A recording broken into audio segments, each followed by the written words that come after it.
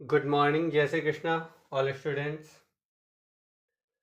कल की क्लास में हमने ट्रिग्नोमेट्री त्रिकोणमिति के सभी रूल्स एंड रेगुलेशन पढ़े थे। हमने देखा था कि कैसे रेशियोस निकालते हैं, कैसे किसी भी कोण के मान निकालते हैं और इनकी सर्वसमीकाएं पढ़ी थी। आज हम उसी एक्सरसाइज के 8.1 में एक महत्वपूर्ण क्वेश्चन ले रहे हैं। अगर आपको ऐसा क्वेश्चन आता है तो आप एक्सरसाइज को अच्छे से सॉल्व कर सकते हैं। हमें दिया हुआ है given sec theta 13/12 calculate all other trigonometric ratio. यदि sec थीटा की वैल्यू 13/12 हो तो अन्य सभी त्रिकोणमितीय अनुपात क्या होंगे। सबसे पहले हमें वो फॉर्मूले आने चाहिए जो मैंने आपको कल बताए थे। पंडित बद्री प्रसाद हर हर बोले, मतलब साइन कॉस टेन ये इनके मेजर होंगे। और सेक क्या होता है? कोस का उल्टा। तो ये कोस हो गया, कोस का उल्टा होता है हाइपोटेनस अपॉन बेस। ये तो हो गया इंग्लिश में। जबकि लाल बटे कक्का, ये आपको कल बताया था, साइन का मेजर ये होता है, कोस का मेजर ये होता है और टेन का मेजर ये होता है। और सेक क्या होता है? कोस का उल्टा। कल की क्लास आपको देखनी है और उसे लर्न करना है। तो सेक क्या होता है? कर्ण बटे आधार।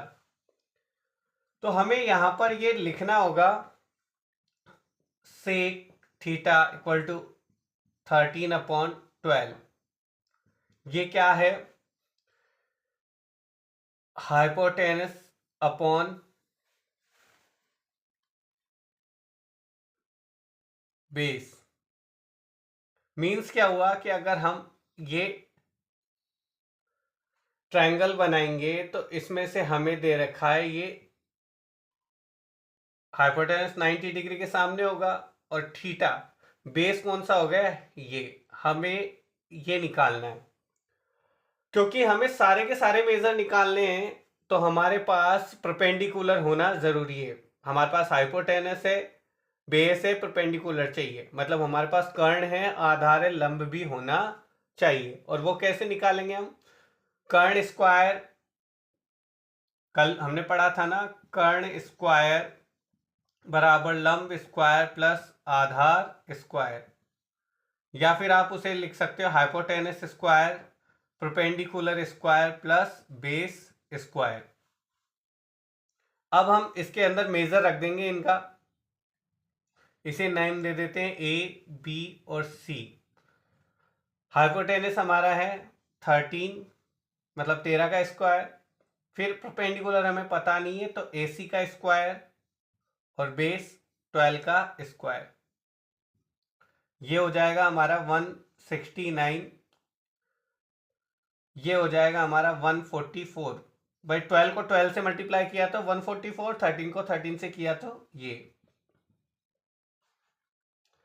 अब हमें इसे ट्रांसफर करना होगा। 144 इधर ट्रांसफर हो गया, लेकिन ये ऑलरेडी यहां पर है तो यहां पर लगेगा माइनस। और AC का स्क्वायर 25 AC का स्क्वायर हो गया। लेकिन हमें AC चाहिए, AC का स्क्वायर चाहिए। AC का स्क्वायर तो 25 आ गया, लेकिन हमें चाहिए AC। तो हम लिखेंगे 25 के ऊपर रूट। AC की वैल्यू हो गई 5। ये हमने AC फाइंड कर दिया 5। अब हम आगे के रेशियोज निकाल सकते हैं। कैसे?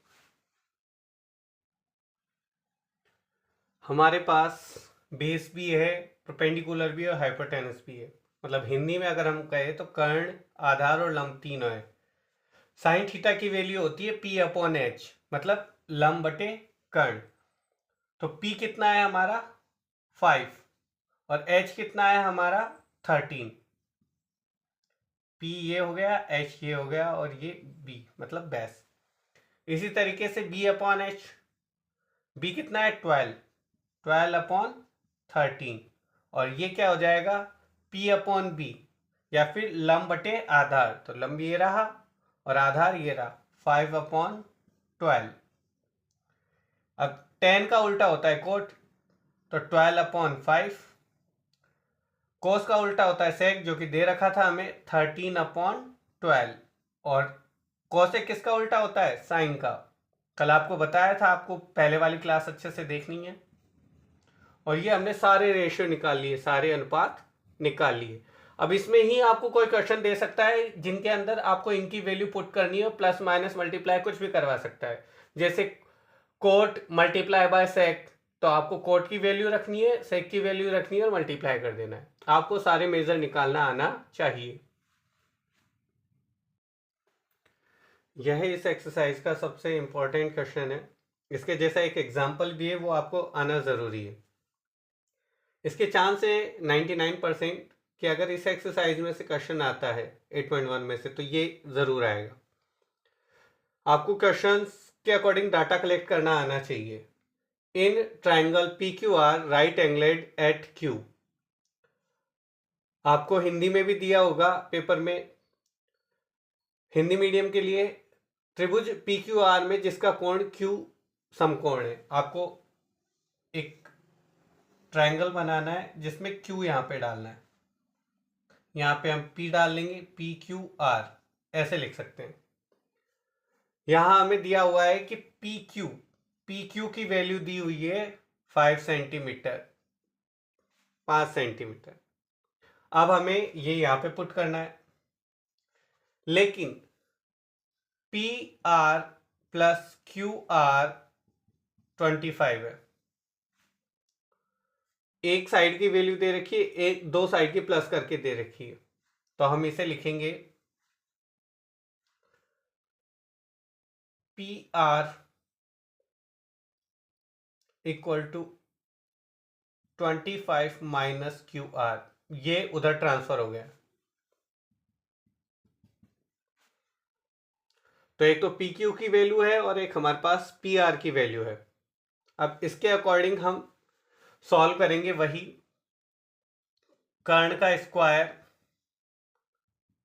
बराबर लंब का स्क्वायर प्लस आधार का square, means hypotenuse square perpendicular square plus base square. अब 90 डिग्री के जो सामने होगा वो हमेशा परपेंडिकुलर होगा, सॉरी 90 डिग्री के सामने क्या होगा? हाइपोटेनस। और थीटा के सामने क्या होगा? हमेशा परपेंडिकुलर। अब हम देखेंगे कि हाइपोटेनस क्या है। PR की वैल्यू दे रखी है हमारी 25 माइनस QR, और इसका हो जाएगा होल स्क्वायर। P की परपेंडिकुलर की वैल्यू है 5, और बेस की वैल्यू, बेस क्या है? QR की जगह हम QR राइट करेंगे।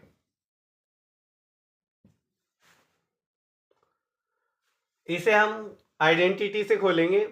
A माइनस बी का whole square, A square minus 2AB, 2A और B, और यहां आ जाएगा प्लस B स्क्वायर, मतलब QR का स्क्वायर। 25 का स्क्वायर, फिर 2AB में ये दोनों डाल देंगे और हो गया B स्क्वायर। यहाँ 5 का स्क्वायर और ये हो गया QR का स्क्वायर। लेकिन हम देखेंगे कि ये तो हो गया 25 का स्क्वायर 625, मतलब 25 को 25 से गुणा करते हैं तो 625। 25 जा 50 QR और प्लस QR का स्क्वायर। यहाँ 25 आ जाएगा और ये आ जाएगा QR का स्क्वायर। अगर QR का स्क्वायर उधर जाकर माइनस होगा तो कट जाएगा, ये हमें पता होना चाहिए। 625 वहां से हम लेंगे 25 हमने वहां से ले लिया। अब ये कहाँ जाएगा? ये वहां पे जाएगा प्लस के 50 QR। ये हो गया 650 Q और R। इसे हम यहां लिख सकते हैं 600 इक्वल टू 50 QR है, तो क्यू आर यहां पे रहेगा, 50 डिवाइड में चला जाएगा। अगर इसे 50 से डिवाइड करते हैं मतलब 50 का भाग देते हैं तो क्या आता है 12। क्यू आर की वैल्यू क्या आ गई 12, ये आ गया 12। अब अगर हमारे पास क्यू आर की वैल्यू है तो हम आगे इसे और राइट करेंगे। आप चाहो तो स्क्रीनशॉट ले सकते हो।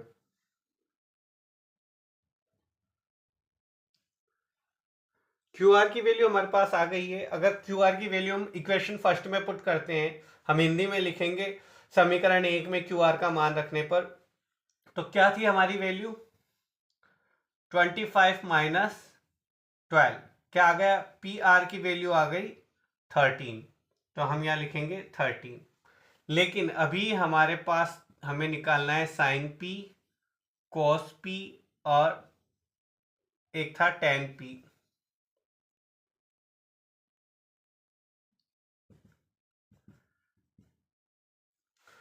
साइन पी का मेजर होगा परपेंडिकुलर अपॉन हाइपोटेनस, मतलब लंब बटे कर्ण।